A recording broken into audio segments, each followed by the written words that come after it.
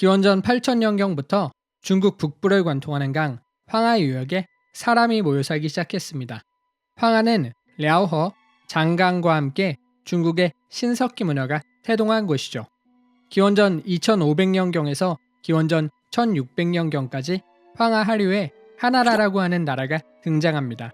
하나라를 세운 왕은 우왕이라고 전해지는데요. 사실 하나라는 고고학적으로 증명되지 않았습니다. 기록으로만 존재하는 역사이기 때문에 실존했는지 아닌지 알 수 없다는 뜻이죠. 시간이 많이 흘러 사실상 중국 최초의 왕조라고 할 수 있는 나라는 기원전 1600년경 등장했습니다. 이 나라의 이름은 상나라인데 은나라라고도 불립니다. 상나라의 왕들은 갑골, 그러니까 거북이 배딱지나 소의 뼈로 점을 쳐서 국가의 중대사를 결정했는데요.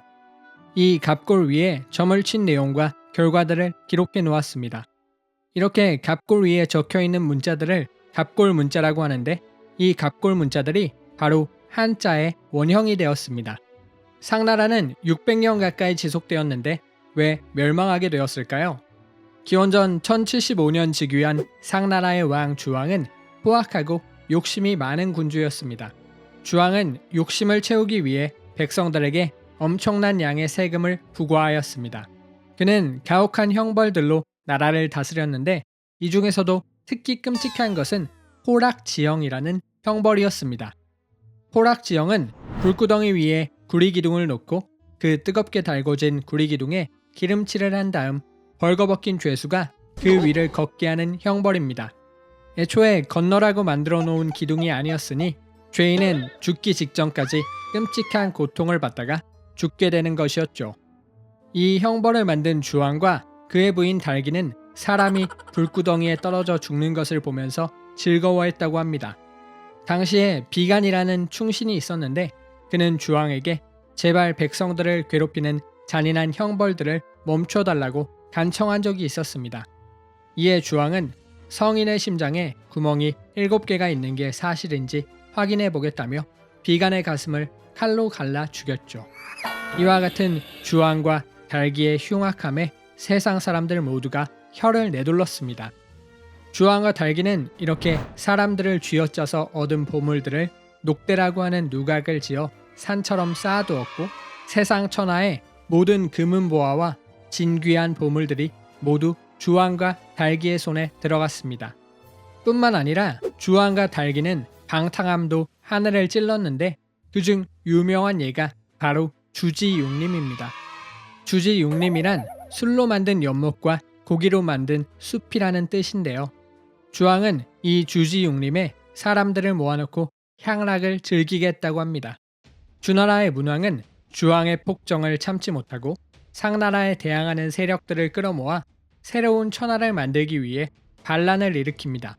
이렇게 해서 주나라 문왕과 상나라 주왕의 운명을 건 한판 승부가 펼쳐지게 되었는데요. 결과만 말씀드리자면 주나라 문왕이 승리하였습니다. 주나라는 하늘의 뜻 1000명이 있었기 때문에 승리할 수 있었다고 하였습니다. 또 1000명은 덕이 있는 자에게 가기 때문에 덕으로서 백성들을 통치해야 한다는 덕치주의가 자리 잡게 되었죠. 주나라가 들어서면서 상나라 때보다 중국의 영토가 크게 넓어지게 되었는데요. 중원 대부분이 영토로 들어왔습니다. 이렇게 넓어진 땅을 왕 혼자서는 모두 통치할 수 없게 되자 왕은 가족, 친척, 그리고 공신 등 가장 믿을 만한 사람들에게 제후의 자귀를 주고 땅을 나눠주어 그 땅을 알아서 통치하도록 하였죠. 대신 제후들에게는 천자, 즉 왕에게 세금을 낼 의무와 왕을 지킬 의무가 주어졌습니다. 이렇게 중앙의 천자와 지방의 제후들이 땅을 나눠서 통치하는 제도를 바로 봉건제라고 합니다. 하지만 봉건제에는 치명적인 약점이 있었으니 바로 시간이 지나고 대가 지날수록 천자에 대한 충성심이 약해진다는 것이었습니다. 시간을 빨리 감아 270년 후로 가보겠습니다. 주나라의 마지막 왕, 유왕의 부인 포사는 엄청난 미인이었는데 아무리 해도 웃지를 않았다고 합니다. 유왕은 포사의 웃는 모습을 한 번이라도 보는 것이 소원이었다고 하는데요. 어느 날 유왕이 있는 수도에서 봉화가 올랐습니다. 봉화는 위험을 알리기 위해 피우는 불을 말하는데 제후들은 봉화를 보고 적이라도 침입한 줄 알고 왕을 지키기 위해 달려왔습니다. 제후들은 급하게 유왕에게 달려와 무슨 일이 있냐고 물었습니다. 그런데 사실 이건 그냥 실수였음이 밝혀졌죠. 경비병 중에 누군가가 봉화를 잘못 올렸던 것이었습니다. 제후들은 왕을 지키기 위해 밤낮 없이 달려왔는데 봉화가 잘못 올라간 것이었다는 것을 알고는 크게 당황하고 허탈해했습니다. 그런데 이때 제후들이 우왕좌왕하는 모습을 보더니 포사가 웃음을 터뜨리는 것이 아니겠습니까? 처음으로 웃음을 보인 포사에게 유왕은 다시 한번 반하고 말았습니다. 유왕은 드디어 포사를 웃게 할 방법을 찾아낸 것에 매우 기뻐하였습니다. 제후들은 모두 각자의 영지로 돌아갔지만 이때부터 유왕과 포사의 장난질이 시작되었습니다. 유왕과 포사는 틈만 나면 봉화를 올리기 시작했습니다. 처음에는 제후들도 모두 이 가짜 봉화에 속아 넘어갔습니다. 봉화가 오르면 무슨 일이 있는 줄 알고 급히 군사를 몰아 수도로 왔던 것이죠. 하지만 유왕은 그때마다 번번이 실수였다며 제후들을 돌려보내고 또 봉화를 올리고 또 돌려보내고 이런 일이 셀 수 없이 반복되었습니다. 이렇게 가짜 봉화가 올라 제후들이 속아서 올 때마다 포사가 너무너무 좋아하며 웃었기 때문이었죠.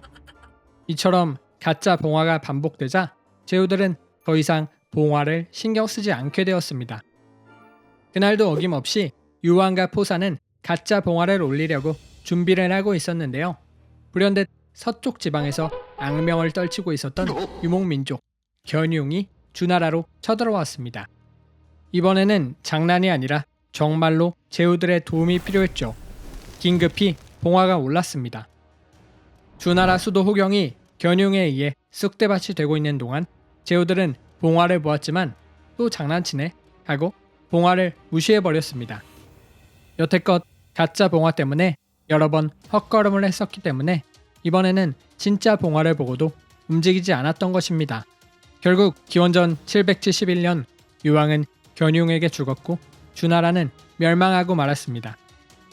주나라는 사실상 멸망했지만 아직까지 제후들은 자신들을 주나라의 신하라고 생각하였습니다. 제후들은 힘을 합쳐 주나라의 수도를 동쪽으로 옮겨 왕실을 보존하기로 합니다.